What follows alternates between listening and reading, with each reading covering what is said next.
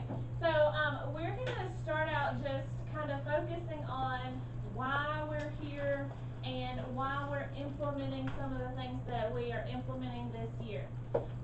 So our goal for this year and our problem statement after looking at data from last year over the summer, we kind of identified some targeted areas that need support. So our goal, of course, is to increase student proficiency. So we want to see growth in students from the beginning of the year to the end of the year. And we have a targeted focus on informational text comprehension, but also all ELA skills that are related. And then we know that comprehension impacts math skills also because they have to be able to comprehend to answer those word problems that dominate most of the tests. So this chart kind of shows you data from the past 2 years. So if you look at these two columns, Munford Middle School is here, and at the end of the 2017-18 year, where you had a structured literacy block, we showed 56% school-wide proficiency in reading. At the end of last year, where we had less focus on literacy block, we showed 36% proficiency. So you see, was that the same test? yes, Okay. this Scantron. So you see the difference in the percentage of proficiency. So we wanted to intentionally target that so that we can show growth in our students. Okay. So we also looked at the beginning of the year already because we're not taking Scantron anymore, so we can't compare what we're doing to those numbers.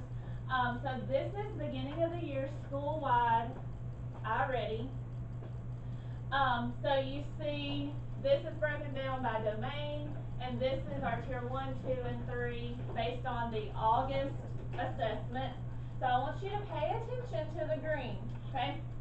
So after yesterday, this was our data. So I hope that you saw that that was major growth. So if you just look at the green here, from beginning of the year to end of the, or not end of the year, to mid-year. So already after the things that we've implemented with literacy block, we're seeing growth. So we can already see that there's power in what we're doing. Okay? So we're focusing on nonfiction text, and this is just why. And we've shared this before, but with ACAP, 60% of 6th grade is nonfiction, 70% of 7th grade, and 80% of 8th grade. And these are just a few quotes from some research that I've done. Common Core standards have ushered an increased emphasis on nonfiction. And national and international studies show that a significant number of adolescents do not adequately understand complex text. Yet it's a major focus. So we've got to find that balance to make sure that we are meeting our students' needs so that they can comprehend complex text. And we know that nonfiction text is what's going to impact them in the future. So based on what I have researched and what we're implementing, my hypothesis is that, and my research is focused on 8th graders, but we're focusing Co-Fuse, please come to the front office. Co-Fuse, please come up to the front office.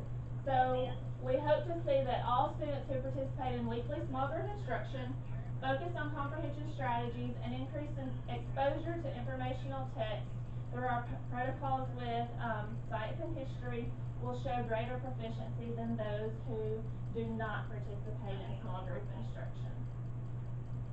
Okay?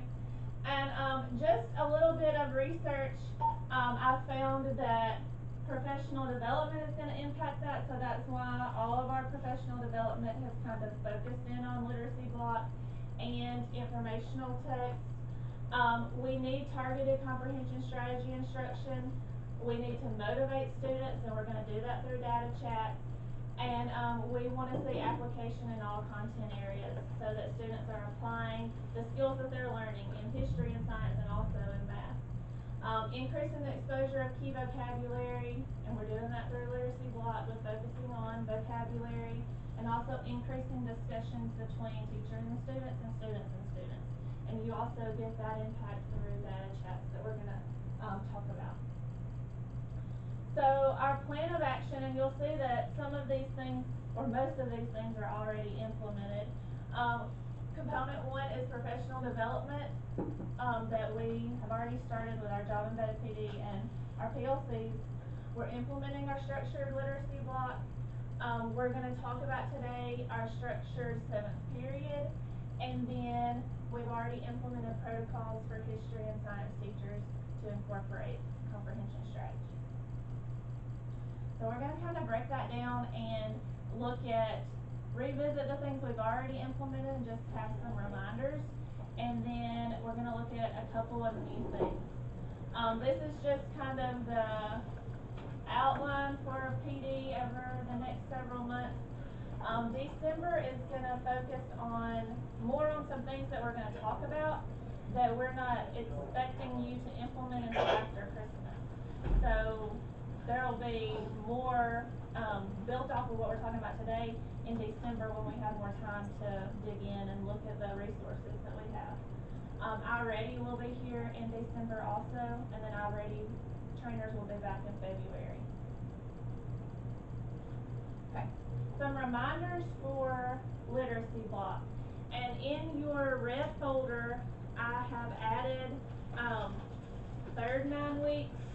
your third 9 weeks chart and your fourth 9 weeks chart. So if you don't, before here's your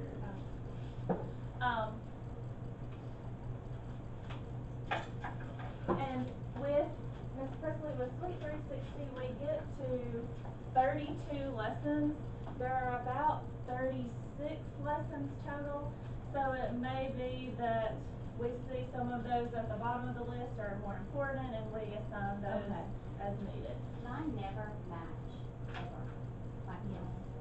So, Like it doesn't match this, or it doesn't match each other. doesn't match that. Okay. Well, we got off 1 week, remember it just didn't randomly assign it, and that could be it. Just do whatever when they're assigned.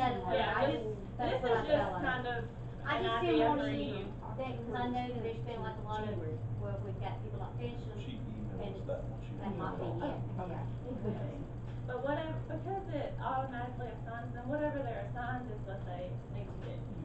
And I think that we've got stuff in place to make sure they're completing them. Okay, so day 1 is Sweet 360. Day 2 is when you begin pulling small groups and the rest of your students are doing the vocabulary lesson. Are there any issues with vocabulary? There are 14 vocabulary lessons, and there end up being 16 weeks. So the last 2 weeks in fourth 9 weeks, I just put for them to choose a vocabulary lesson. So that will be, but that'll be in May. So, and then after they complete vocabulary, they need to work on their iReady reading pathway. So, no math pathways should be worked on during literacy block. And then the last day of literacy block is for them to read independently if they have finished Sweet 360, finished vocabulary, and worked on their pathway. Okay? So we have developed something that we hope will kind of guide students in completing that. So if you look in your purple packet, the first page under your agenda is a literacy block daily expectation hyperdoc. Okay, so this hyperdoc is already in the literacy block folder in the MMS 2019-20 folder. So you will use the copy that's provided in the folder and assign it to your students every Monday. And set it where it forces, it makes a copy for each student so that they can have their own. And it's just some accountability for them. So like on day 1, they do their Sweet 360 lesson and they're just going to type in the title of the lesson they did. On day 2, they're doing the vocabulary lesson and it's just asking for 3 new words they learned based on their lesson. Okay? Then day 3 is iReady and day 4 is iReady. Okay? And all it's asking is what's the lesson you worked on and how many minutes did you work on it? Because we know in literacy block, they're probably not gonna finish an already lesson. So we're trying to increase the amount of time that they're working. Because we saw in some school-wide data that was looked at with administrators at the central office that our amount of time spent on already online learning was very low. Our goal is for them to spend at least 45 minutes on math and 45 minutes on reading every week. So if they're spending that time on reading in literacy block, then, you know, they're spending 2 days on it, which they might not spend 2 days because they'll be pulled in a small group one of those days. But that's at least 10 minutes a week that will add to the amount of time that they're spending in 7th period also. So we hope to achieve that 45 minutes within the week. And let me say something here. Don't just assume because you've assigned it that they're on it. You need to be walking around that 7th period, you need to be checking, making sure that they're doing it, you need to be asking them questions because we found out during RTI, during our RTI meetings, when we would run the data, we thought everybody was on it, every 7th period. There was some kids who have Not never been on done it. a single 0 minutes on iReady except You school know, began. you can't just because you assign it, doesn't mean they're doing it, guys. And then day 5 is if they finished all that, then they can read. So this just has them put the title of their book and the main idea of what they read today. And we chose main idea so that if they read fiction or nonfiction, it fits. So it's just the idea of what they read about, whether it was fiction or nonfiction. Are there any questions about that document? And we start this, we'll start it now or just Christmas? This for literacy block will be after Thanksgiving.